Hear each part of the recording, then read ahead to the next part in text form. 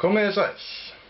Ég heiti Jóhann F.K. Arinbjarnarson og núna eru akkurat 4 ár síðan að ég gaf út mína fyrstu og ennþá einu skáldsögu, Skaðamaður.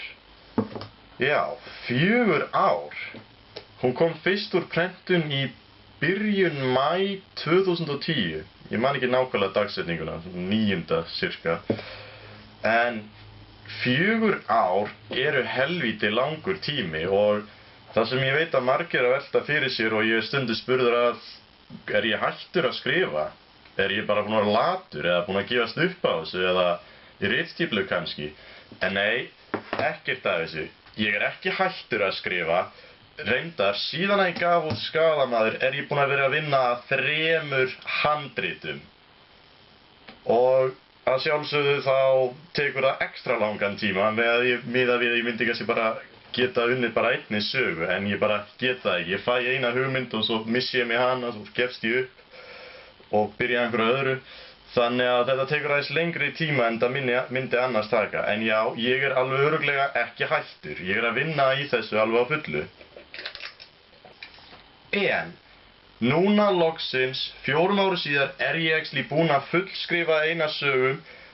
Reyndar er ég búinn að fullskrifa 2, en ég er búinn að fullskrifa eina sem ég er actually mjög sáttur við og ég er núna að vinna í að reyna að yfirfara hana, eða láta einhvern yfirfara hana, svo ég geti síðan gefið hana út. En það hafa orðið alls konar tafir í þessu prósessi, svo ég segi, fæ áhuga á einhverju öðru, byrja að skrifa það í staðinn. Og svo var það orðið annars konar tafir. Ég meina, 4 ár, eins og þú segir, er langur tími og það hefur mikið gerst á þessum tíma og ég hef sjálfur gert mikið og ég meina, ég er ekki eins og rithöfundur í fullu starfi. Ég meina, ég er núna, eða hef yfirleitt verið að vinna líka eða í skóla eða eitthvað. Og by the way, það er ennþá nóg til af skaðamönnum. Ef ykkur langar í. Ég mun vera með í linknum að myndbandinu, einhverjar upplýsingar hvar eða hvernig þið getið nálgast hana. Og ef þið fáið ykkur eintak, þá get ég kannski jafnvel árita bókina. Ef þú veist, það er einhvern, það veit ekki, ef þið kannski einhvern meginn ætti að koma það í kring, bara með samkomulagi.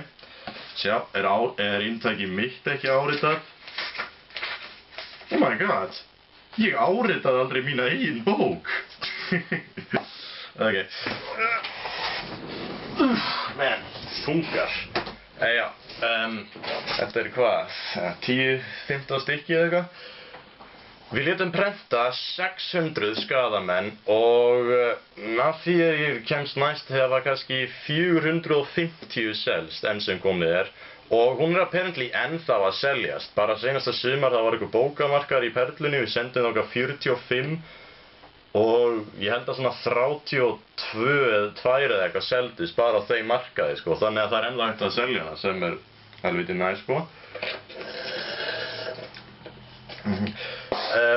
Akkurat núna er ég að glíma við ákveðna töf, þar að segja varandi útgáfu á minni næstu verki sem að heitir Sagan af engli dauðans.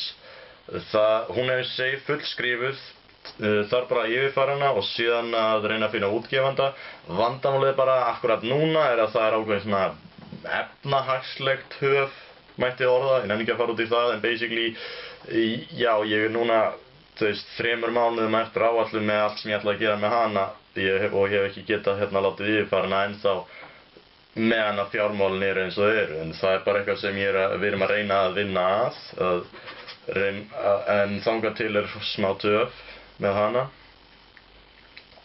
Nýjasta skáldsagan mín mun heita Sagan af engli dauðans og nei, því miður, hún mun ekki koma út í ár. En markmið mitt er að hún muni koma út fyrir jólin 2015.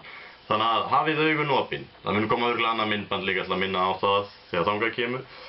Ó, já, ykkur langar kannski að vita hvað er mín næsta skáldsaga, sem sagt Sagan af engli dauðans, hvað er hún? Veitu, ég nenni ekki að koma svona úrdrátt úr henni eða eitthvað þannig. Ég er að hugsa að lesa bara svona eins og 1 eða 2 blaðsjur fyrir ykkur sem að horfa á það. Bara fá mér hérna sæti og lesa bara eitthvað random kafla eða eitthvað og gefa þannig svona smá teaser að henni. Það sem ég ætla að gera er að ég ætla að velja einhverja random blaðsíðu í sögunni af engli dauðans og lesa síðan bara það sem stendur á henni. Þannig að ég vinna einhver random tölum, bara eins og 39,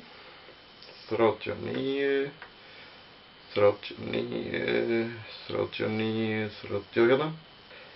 5 misstórar silfurgráar byggingar röðuðu sér umhverfis torg þar sem í miðjunni var stór gosbrunnur.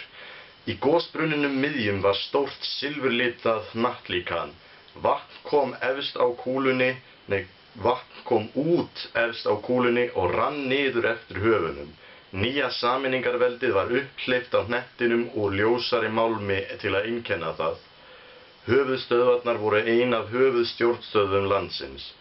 Byggingarnar 5 röðuðu sér umhverfis torgið sem hét Sydney Plaza og stóð gosbrunnurinn þar upphækkaður í miðjunni. 3 vestanmegin en 2 austanmegin. Nyrst í hringnum var bil.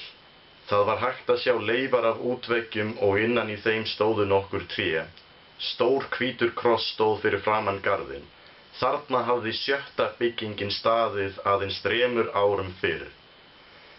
Sú nýjasta var reist strax á eftir, austast í þyrpingunni. Sú sem ekki var lengur hafði verið nær jöfnuð við jörðu í fólskulegri hryðjuverkaárás. Þjóðin hafði alltaf borið blendnar tilfinningar til höfuðstöðva Control, bæði hatur og aðdáun. En núna var þessi staður orðinn tákn sorg og fórnir. Ein af byggingunum fyrir vestan auðu lóðina sem kölluð var Topeka-hringurinn var